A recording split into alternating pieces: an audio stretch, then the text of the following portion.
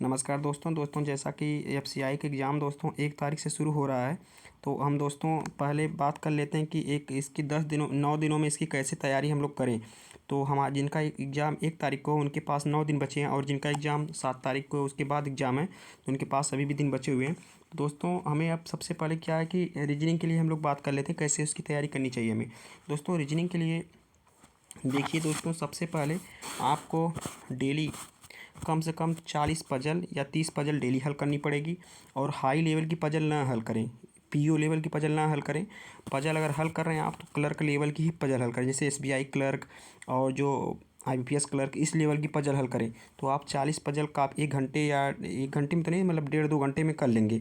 इसी तरह दोस्तों इनक्वालिटी हुआ, सिलोजिज्म हुआ, चाइनीज कोडिंग डिकोडिंग हुआ, इसका भी दोस्तों 20-20, 30-30 सेट जो है आप लोग करिए। और उससे क्या होता है दोस्तों कि एक कितना करके जाएंगे तो स्पीड आपकी दोस्तों यही करने से बढ़ेगी।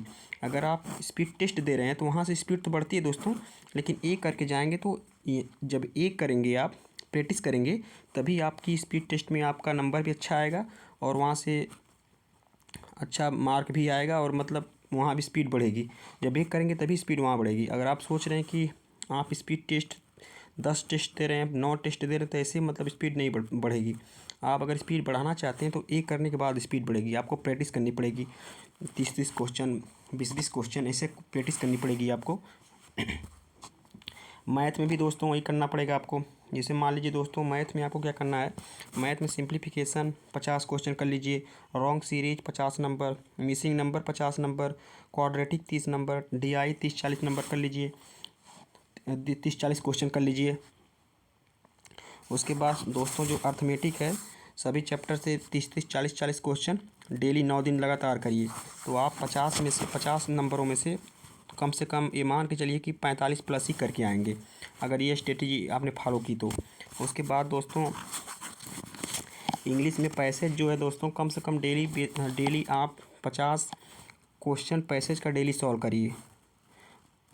कम से कम 50 तो होने ही चाहिए। उसके बाद जो दोस्तों है और जो अन्य पार्ट है कम से कम 100, 150, 200 तक अन्य जो एरर हुआ और फिर इन द ब्लैंक्स हुआ, ये सब मिला के 300, 150, 150, 200, 300 जितना भी हो सके ये मतलब प्रैक्टिस करिए इस पर।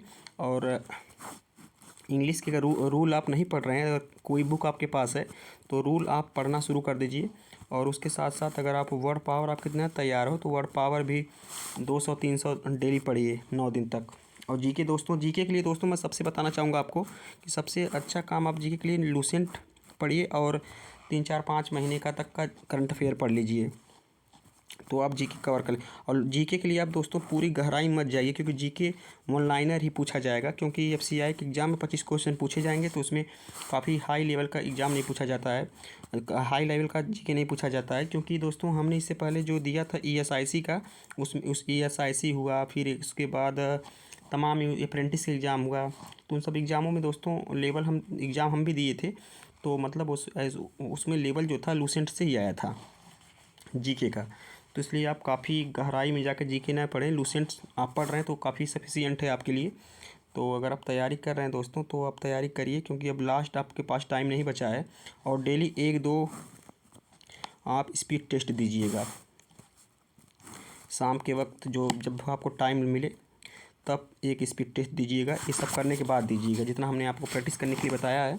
अगर उसके करने के बाद आप मॉक टेस्ट दे रहे हैं स्पीड टेस्ट, तो आपके अच्छे मार्क भी आएंगे, और जब अच्छे नंबर आएंगे मॉक में तो आपका कॉन्फिडेंस जो है हाई होगा। नमस्कार दोस्तों।